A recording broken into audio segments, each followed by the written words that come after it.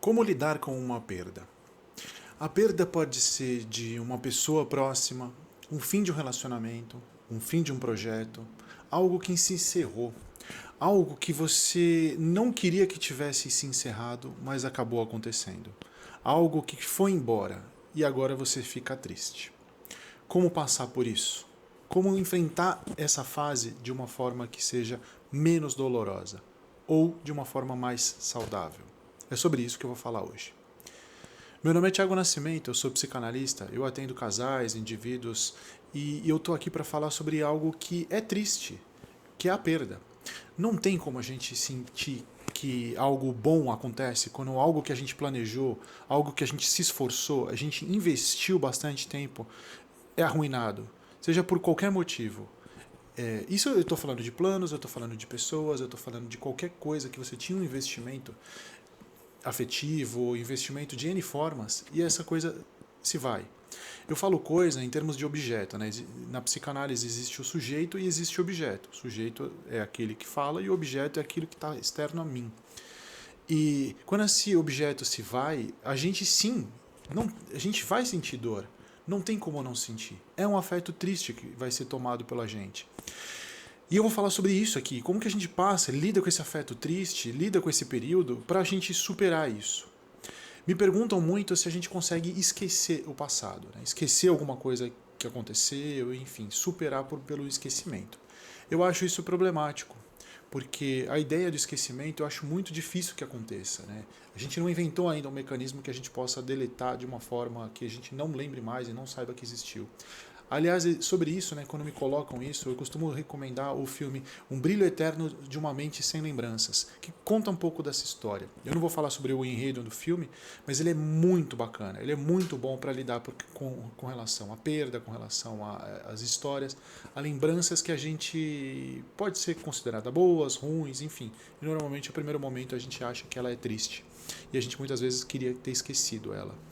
Eu digo que não é bom porque muitas vezes a gente esquece e vai para um tal de inconsciente. As coisas que a gente não quer ficar lembrando vão para um lugar, um mecanismo, uma instância psíquica que tem em todo mundo que é chamado de inconsciente.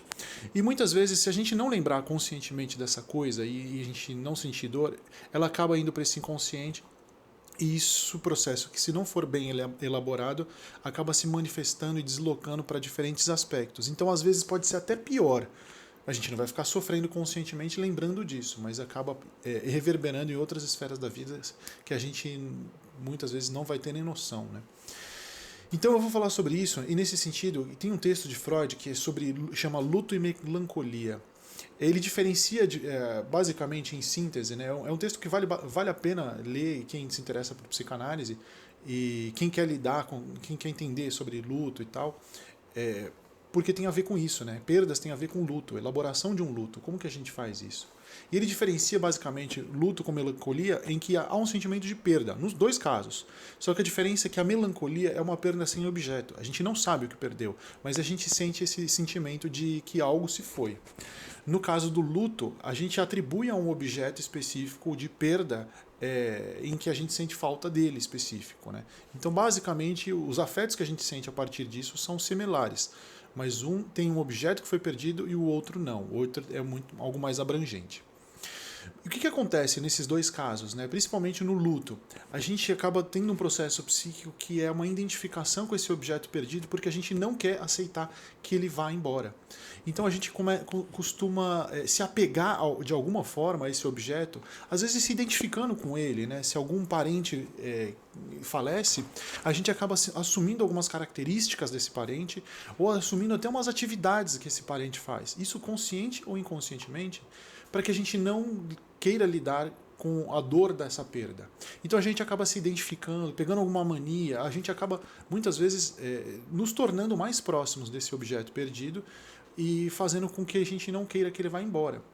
Se a gente lida com um projeto que vai se embora, com algum trabalho, enfim, que a gente é demitido e tal, a gente acaba lidando de uma forma consciente ou inconscientemente, dizendo que, poxa, era tudo que eu queria e agora era o que eu sempre quis e agora ele foi embora.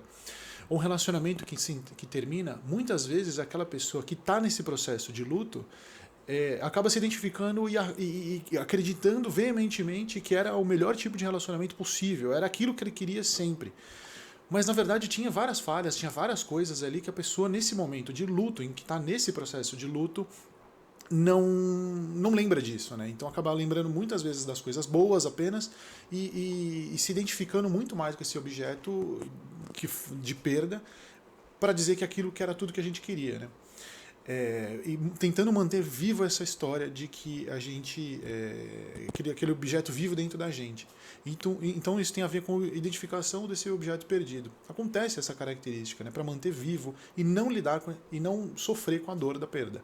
Esse é um mecanismo psíquico que acontece com todo mundo, porque quando algo nos falta, algo vai embora, enfim, acontece o desejo. O desejo, muitas vezes, ele está ligado com a falta. Quando a gente deseja algo, a gente deseja a expectativa que esse algo vai fazer com relação a gente.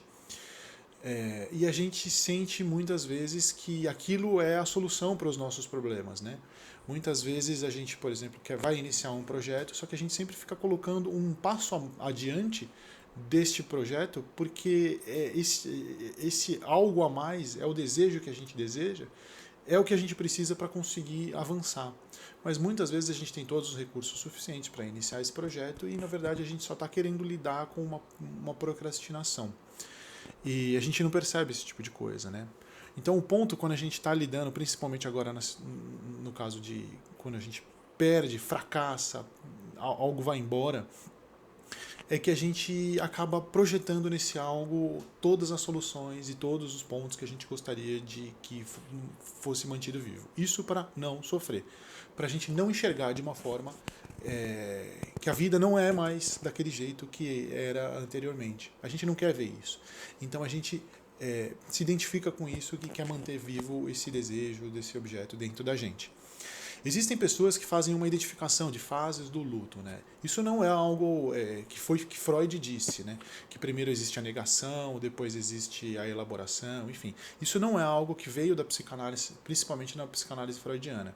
Mas muitas vezes muitas pessoas dizem que existem umas fases que vão acontecendo no luto, sendo que a primeira é a negação. Enfim, isso tem respaldo de uma certa forma, parece que foi extraído a partir dos textos de Freud, mas não foi algo que Freud disse, né?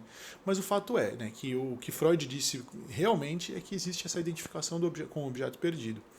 E o que eu quero dizer com relação a tudo isso, né?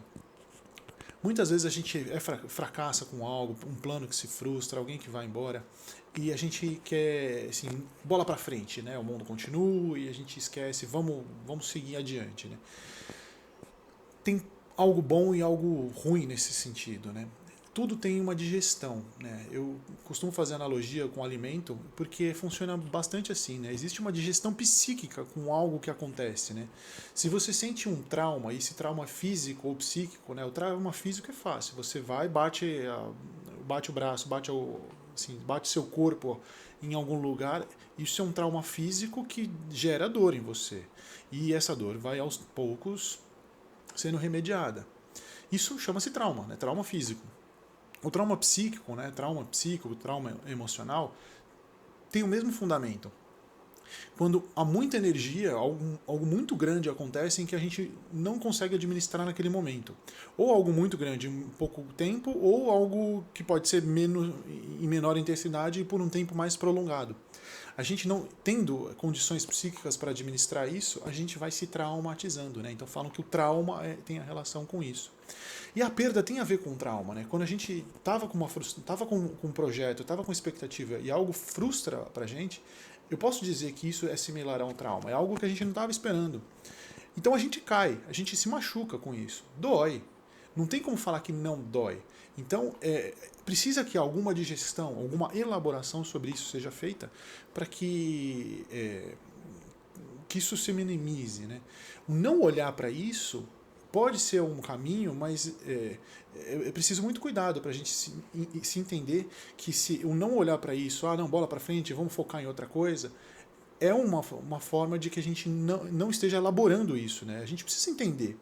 E o que é elaborar? Elaborar tem que ver, assim, a raiz de elaborar tem a ver com labore, tem a ver com labor, com trabalho. Quando a gente fala, vamos trabalhar isso na terapia, tem a ver muito isso, né? E trabalho é transformação, a gente transformar algo em outro algo. Algo mais simples em algo mais complexo, ou mais complexo em algo mais simples. A ideia da psicoanálise tem a ver com uma separação dos itens que compõem alguma coisa que aconteceu em diferentes pedaços. E a gente possa analisar essa situação de uma forma que a gente enxergue ela por uma outra perspectiva. Como eu disse, muitas vezes no luto a gente coloca como isso, a gente pega um pedaço, uma parte e projeta para um todo, dizendo que aquilo era tudo que eu sempre quis e agora foi embora. Não é necessariamente assim como era na realidade. E nossa elaboração psíquica passa por isso, dizendo que como aquela história diz da gente, né? Como que a gente vai construir aquela história que a gente vai contar sobre aquele objeto perdido para a gente. Se for uma história que coloca a gente assim, muito para baixo e uma história que não se encaixa do jeito que a gente é ou que a gente quer ser, eu acho que aí é um problema quando a gente fica preso a preso no luto, preso nesse trauma, preso nessa situação que a gente não elabora. A ideia é que assim, a gente pode cair, a gente pode ficar triste, não tem nenhum problema e faz parte da vida sobre e na elaboração passar por isso. O problema é quando a gente deita, quando a gente cai, a gente começa a se acostumar em ficar deitado e não querer levantar. E aí começa a ser um problema. Quanto tempo isso dura, né? Quanto tempo para superar um luto, superar uma perda? E aí não dá para dizer.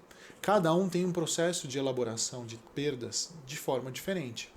Uma coisa é, a gente precisa conversar sobre isso. A gente precisa pôr para fora muitas vezes. E a gente faz isso na análise, a gente faz isso conversando com outras pessoas sobre aquela história, o que aconteceu. A gente precisa falar sobre isso. A gente precisa elaborar aquela história, daquele objeto perdido, aquela situação, de uma forma que isso encaixe naquilo que a gente quer ser, naquilo que a gente é e naquilo que a gente quer ser. Se o trauma não elaborado é quando a gente não conversa sobre isso, né? Como a gente tem uma ferida física, a gente passa aquele negócio que não sei se existe hoje, tal do mertiolate que tinha antigamente, que doía para burro. Hoje em dia dizem que existe esse negócio, parece, mas não dói tanto. E é aí que tá. Não é que precisa doer para fazer efeito, não precisa. Mas a gente precisa sim encarar aquilo, encarar o objeto perdido, dizer que sim, a história é diferente. Entender, na verdade, como é aquela história que você encaixa para você. Como foi aquela história com aquele objeto que não existe mais, que não está mais próximo de você. Uma coisa é fato, esse objeto ele vai continuar em você. Né? A gente sempre fica com a elaboração psíquica dos objetos vivos ou mortos dentro da gente. A gente é incorporado, eu gosto dessa palavra, por tudo aquilo que nos afeta. Se a gente teve uma educação, a gente acaba incorporando a educação. Se a gente teve uma educação boa, ruim, mais rígida, mais flexível, a gente acaba incorporando isso na gente, sendo mais flexível, mais rígido com nós mesmos. A palavra incorporar eu gosto porque tem a ver com corpo. Né? A gente tem sensações corpóreas na nossa vida. A exemplo, quando alguém vai a fazer uma apresentação em público e paga um mico, você fica vermelho sobre isso. É no seu corpo que reage os afetos que te afetam. Então, a incorporação daquela pessoa vai fazer parte de você. Né? Aquela identificação vai acabar sendo parte de você. Isso não, o problema não está aí. O problema é quando a gente não elabora essa história de uma forma que a gente possa seguir adiante de agora para frente. E não precisa ser imediatamente. Não precisa ser agora. Não precisa ser no momento que algo acontece. A gente precisa dar um tempo. Quanto é esse tempo? Não dá para dizer. Às vezes a gente pode ficar cansado, ficar para baixo, ficar triste. Entender isso, elaborar isso, botar para fora, falar sobre isso, entender sobre aquela história que era de um jeito e agora vai ser diferente. Compreender isso, e não de uma forma racional, mas de uma forma afetiva, contando essa história para si, como foi essa vida e como é a vida a partir de agora, talvez seja aí o processo da elaboração. Não dá para dizer quanto tempo demora para a elaboração de um luto, elaboração de um trauma, elaboração de uma perda. Mas isso não pode ser não visto, negado, olhar toda hora para um instante. Tem horas que a gente não vai ter que olhar, assim, precisa falar sobre isso, precisa chorar uma perda. Não precisa ser imediato. A gente vai sentindo sobre isso. A ideia é que aqui a gente não negligencie a importância da elaboração de uma perda. Mas isso cada um vai sentir por si próprio. Ninguém pode impor pra gente que a gente chore quando alguém vai se embora, ou que a gente precisa botar para fora naquele exato momento. Isso vai acontecendo. Sabendo da importância disso, dessa elaboração das perdas, talvez a gente incorpore isso também, para que quando alguma coisa que a gente queria que fosse de um jeito não é, eu acabou mudando, que isso seja elaborado. Porque aí sim a gente pode contar essa história do passado com poder seguir em frente no presente e no futuro. Então, se você me perguntar como é isso que é feito, né, como lidar com trauma, como lidar com a perda, como lidar com o luto, é nesse sentido. A gente respeitando o nosso tempo de queda, respeitando que algo é triste, mas sabendo que alguma hora a gente vai precisar sim falar sobre isso. A gente precisa elaborar essa história e dizer o que aquilo significou pra gente. E tem a ver com um sentido que aquilo nos traz, né? Um sentido que tem a ver com o pessoal, sobre aquilo que mudou, sobre essa frustração, essa perda dessa história. Para que a gente possa, sim, seguir em frente. De uma outra forma. Lembrando sempre que vai ter algo daquilo que foi perdido dentro da gente. E que isso possa nos mobilizar. Mas com o tempo. Né? Depois que você se alimenta, não necessariamente você está se sentindo fome. Então você precisa respeitar um tempo de digestão psíquica sobre isso. Espero poder ter te ajudado nesse sentido. Se você estiver passando sobre algum processo de perda, algum processo de luto, na verdade posso dizer que muitas vezes a gente está lidando com isso a todos os momentos. Algumas mais doídas, mais significativas, outras nem tanto. Mas toda hora a gente está lidando com algum tipo de perda em algum sentido. Que isso seja, que você entenda e se acolha nesse processo e que você possa procurar sim pedir ajuda, que você não está nas melhores condições normais de temperatura e pressão, que isso pode precisar de um tempo, que você se respeite também nesse processo. E muito boa ajuda para você. Comenta aqui embaixo o que você sentiu, enfim, se faz sentido para você, aquilo tudo que eu falei. Compartilha com alguém se esse vídeo fizer sentido também, se você acha que pode ajudar alguém. E comenta sobre outros temas que você gostaria que eu falasse aqui no canal. Meu nome é Thiago Nascimento e obrigado por mais essa. Tchau, tchau.